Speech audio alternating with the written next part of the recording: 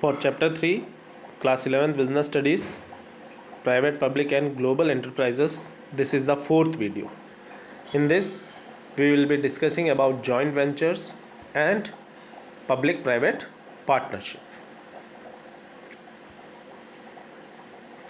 Now, joint ventures, usually if we look around us, we will find a lot of joint ventures between lot of companies, especially in automobiles, two-wheelers and cars and all. We will find companies coming together, two different companies coming together, either to market their products in a new market or develop a new product and all.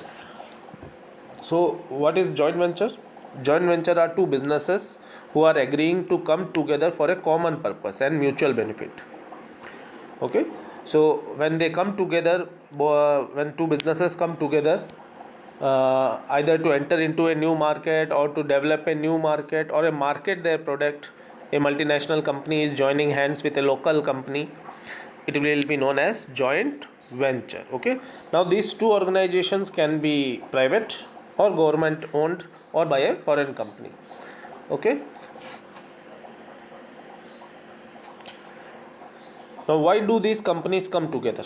Either for business expansion, like in India there are various automobile companies where joint ventures are there, where a foreign company entered into a joint venture with an Indian company, either to develop products for the Indian market or to market their products in the Indian market. Okay, for either for business expansion or for development of a new product or for moving into new market, okay, joint ventures are created. Okay, you can find out many examples like that. Maruti Suzuki is there, Hero Honda was there, okay, TVS Suzuki was there, Bajaj Kawasaki.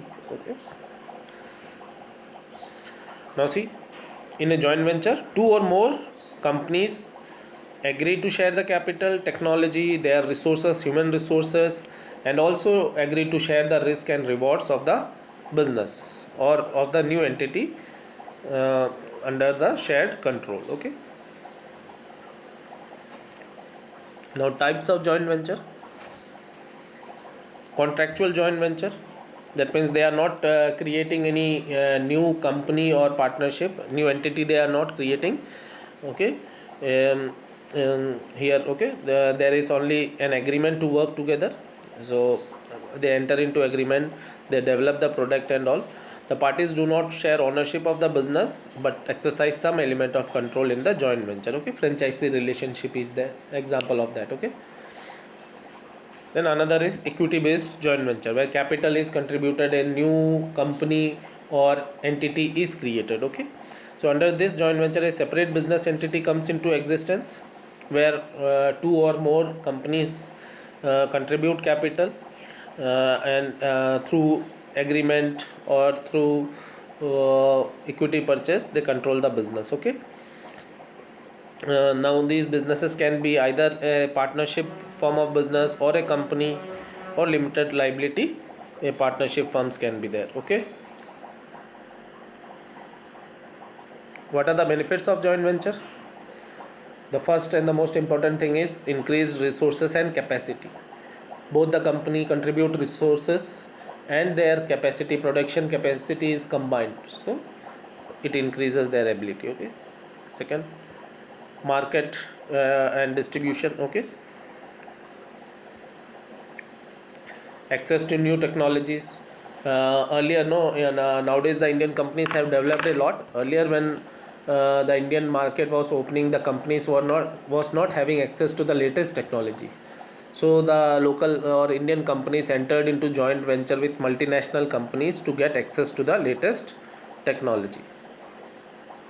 Then innovation, both of them come together and they innovate their existing products. Either they develop products for the particular market, like in India the demands and the customer preferences are different. So when these many multinational companies entered into India, they were not able to understand the Indian market or consumer properly, so the local partners helped them a lot. Many companies who didn't enter into any kind of joint venture failed miserably. Okay, You can find a few examples in the automobile sector like that. So innovation can be in the form of product development, or in the form of pricing, or packaging, or marketing. Okay, innovation is a very broader term. Then when both of them come together, they try to get advantage of each other. Okay, now in case of India, many companies enter to get the benefit of the low cost of production. Okay, China was example. Many multinational companies set up their production facility in China to get the benefit of low cost of production. Now some of them are shifting from China to different countries, and some of them, out of the companies shifting from China, some of them are coming or establishing their production units in India also.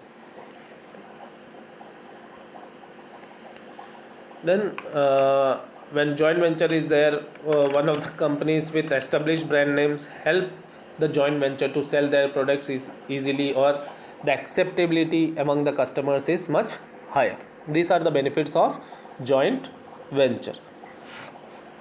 Now next point is public private partnership. Okay, now here public refers to government, and private refers to the private individuals, private businesses, who come together uh, for providing or building public assets or public services for the benefit of public. In India you will find like this no expressways, highways. Many of the highways are constructed and maintained under public private partnership. Government is providing them the funds, and the land is acquired by government, and the construction is done by the private company. They are maintaining that. Okay, and for that they are collecting the toll tax also, which is shared by private and public both. Okay, so we can say that PPP is defined as a relation between public and private entities in the context of infrastructure and other services. Nowadays government is planning to allow schools and hospitals to be operated under the PPP model.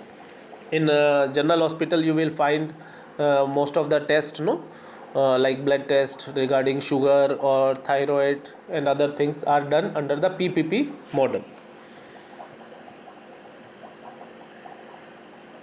Now, what are the features of PPP?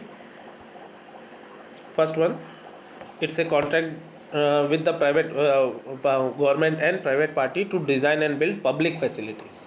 Like few airports are now being maintained and constructed under the PPP model.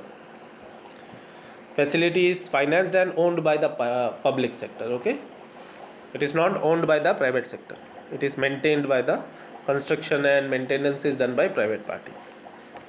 And the main purpose is that the designing, construction, everything, all the risk of that is with the private sector, and once they do it, it will be transferred to the public entity after a certain period of time.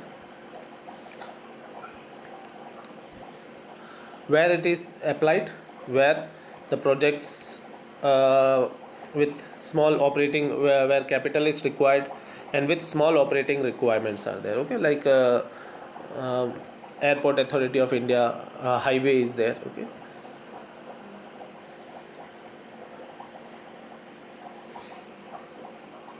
okay, then suited to capital projects where public sector wishes to retain the operating responsibility. Like airports, no, again we can take the example of that. The airport authority maintains how to control the traffic, and everything is in the hands of public sector only, but the maintenance of airport, the repairing of that and all is in the hands of, the infrastructure is in the hands of private sector, maintenance and all, repairing and all. Okay, what are the strengths? Like the private sector have people who are good in designing and construction work.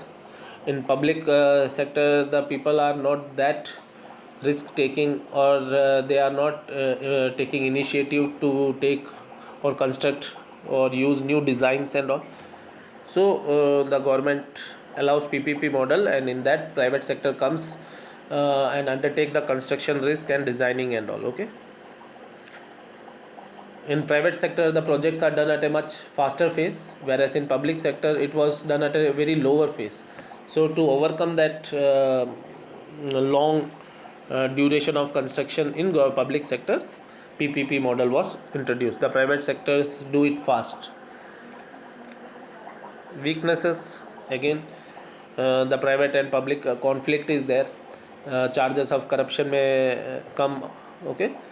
And then capital arrangement is also very difficult.